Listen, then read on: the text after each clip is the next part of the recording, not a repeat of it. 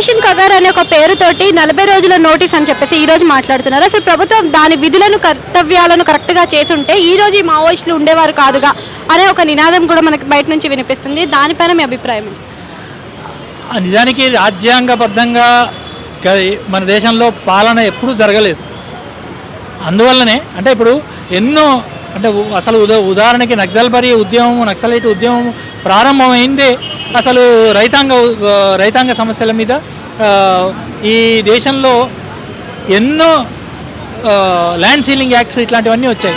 కానీ భూస్వాముల దగ్గరనే పెద్ద ఎత్తున భూములు ఉండిపోవడము, ఆదివాసీలకు కనీస హక్కులు లేకుండా ఉండడం, కార్మికులకు హక్కులు లేకుండా ఉండడం, ఇవన్నీ చాలా ఘోరంగా ఉల్లంఘనకు వ్యతిరేకంగానే అసలు నక్సలైట్ కానీ మావోయిస్టు ఉద్యమం కానీ మొదలైంది.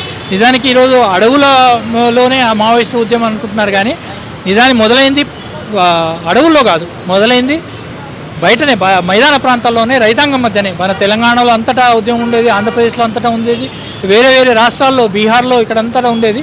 అది రైతాంగం మధ్య మొదలైన ఉద్యమం.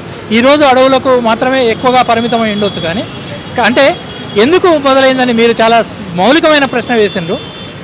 మన దేశంలో చట్టాలు ఎన్ని చేసినా ఆ చట్టాలని అమలు చేసేది, ఆ చట్టాలను చేయడం కూడా ఎన్నో ప్రజా పోరాటాలు జరిగిన తర్వాతనే చట్టాలు వచ్చినాయి. అంటే ఇప్పుడు ఆదివాసీలకు రక్షణగా షెడ్యూల్డ్ 5, షెడ్యూల్ 6 వచ్చినాయంటే దాని వెనకాల 200 ఏళ్ళ ఆదివాసీల పోరాటాలు ఉన్నాయి. తిలకామాంజీ దగ్గర నుంచి, సిద్ధు ఖాన్ దగ్గర నుంచి, బిర్సా ముండా, ఉల్గులాన్, దొడ్డి కొమరయ్య మన నాయకత్వంలో వచ్చిన ఉద్యమాలు కానీ,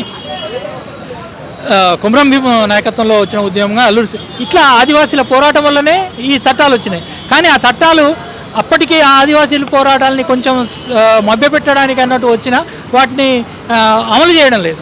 అట్లాగే దళితుల హక్కుల గురించి, రైతాంగ హక్కుల గురించి వచ్చిన చట్టాలను వేటిని కూడా అమలు చేయకపోవడం వల్ల తప్పనిసరిగా ప్రజలు పోరాటాలలోకి వస్తారు. ఆ పోరాటంలో ఒక భాగంగా మాత్రమే తప్పనిసరి ఆయుధాలు పట్టుకొని పోరాటం చేశారు. ఎందుకంటే మొదట దాడులు చేసింది ఎప్పుడు ఉద్యమాలు చేస్తున్న వాళ్ళు కాదు, భూస్వామ్య శక్తులు చేశాయి, ప్రభుత్వాలు చేశాయి. చంపడం మొదలు ప్రభుత్వాలు చేశాయి, భూస్వామ్య శక్తులు చేశాయి. దానికి ప్రతిఘటనగా మాత్రమే తప్ప ఆత్మరక్షణగానే రైతాంగము, మావోయిస్టు ఉద్యమము ఆయుధాలు పట్టుకున్నారు. అంటే ఈ ప్రొటెస్ట్ తర్వాత అయినా మరి ప్రభుత్వం ఇచ్చిన నోటీసులు కానీ ఇవన్నీ వెనక్కి తిరిగి వెళ్ళిపోయే అవకాశం ఉందంటారా? మరి ఆపరేషన్ కగార్ అనేది ఆపేస్తారంటారా? గత 2 ఏళ్లుగా ఆపరేషన్ 2024 జనవరి నుంచి ఆపరేషన్ కగార్ నడుస్తున్నది.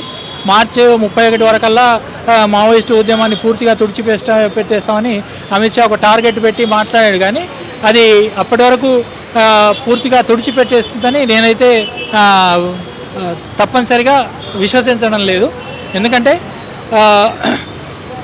ఒకవేళ ఎప్పుడైనా ప్రజా పోరాటాలు కొన్ని సందర్భాల్లో ఓడిపోయినా, అది చాలాసార్లు జరిగింది.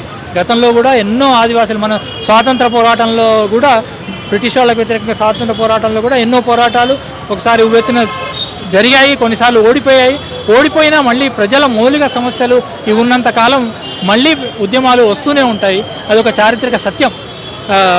మొత్తం నాయకత్వాన్ని అంతా తుడిచిపెట్టేసినా కూడా మళ్ళీ ఉద్యమాలు రావడం అనేది తప్పనిసరిగా జరుగుతుంది. అయితే ఇప్పుడు మాత్రం మార్చి 31 వరకు ఈ ఉద్యమాన్ని పూర్తిగా తుడిచిపెట్టేస్తామని అనుకుంటున్నారని అంటున్నా కూడా అది సాధ్యమవుతుందని, పూర్తిగా తుడిచిపెట్టడం అనేది సాధ్యమవుతుందని నేను అనుకోవడం లేదు. చాలా పెద్ద ఎత్తున మావోయిస్టు ఉద్యమం నష్టపోయింది. అయినా సరే అది ఏదైతే మౌలిక ప్రశ్నలు లేవనెత్తిందో ఆ ప్రశ్నలు అట్లాగే ఉన్నాయి. కాబట్టి ఉద్యమం కొనసాగుతుంది. రెండోది, అసలు ఇంతకుముందే నేను అన్నట్టు రాజ్యాంగబద్ధంగా పోరాటం చేయండి అని చాలామంది అంటుంటారు. ప్రభుత్వం రాజ్యాంగాన్ని అమలు చేస్తున్నదా? ప్రభుత్వం పేసా చట్టాన్ని అమలు చేస్తున్నదా? ప్రభుత్వం ఈ పేసా చట్టం ప్రకారం గ్రామ సభల అనుమతి లేకుండా అడవులను కానీ, అడవుల కింద ఉన్న ఖనిజాలను కానీ గ్రామ సభల అనుమతి లేకుండా ఇవ్వకూడదు. మరి అట్లా జరుగుతున్నదా? మొత్తాన్ని ఉల్లంఘించి కదా చేస్తున్నది ప్రభుత్వం. ఈ రాజ్యాంగబద్ధంగా ప్రజల్ని రాజ్యాంగబద్ధంగా మీరు పోరాటం చేయండి అనే వాళ్ళకి అని చెప్తున్న ప్రభుత్వం రాజ్యాంగబద్ధంగా ఉండాలి.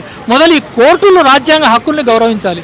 కోర్టులు కూడా ఈరోజు చాలా అన్యాయంగా రాజ్యాంగ హక్కుల్ని కూడా ఏమాత్రం పట్టించుకోకుండా బెయిల్ నిరాకరించడం, ఎంతమంది వేలాది మంది ఈరోజు జైళ్ళలో మగ్గుతున్నా కూడా బెయిల్లను నిరాకరించడం, ఇవన్నీ జరుగుతున్నాయి. కాబట్టి ప్రభుత్వాలు చట్టాలు చేసేవాళ్ళు మొదలు రాజ్యాంగాన్ని చట్టాలను అమలు చేయాలి. ఆ తర్వాతనే మీకు కనీసం నైతికంగా మీరు రాజ్యాంగాన్ని చట్టాన్ని అమలు చేయండి, రాజ్యాంగబద్ధంగా చట్టబద్ధంగా పోరాడని మాట్లాడడానికైనా నైతికంగా హక్కు ఉంటుంది.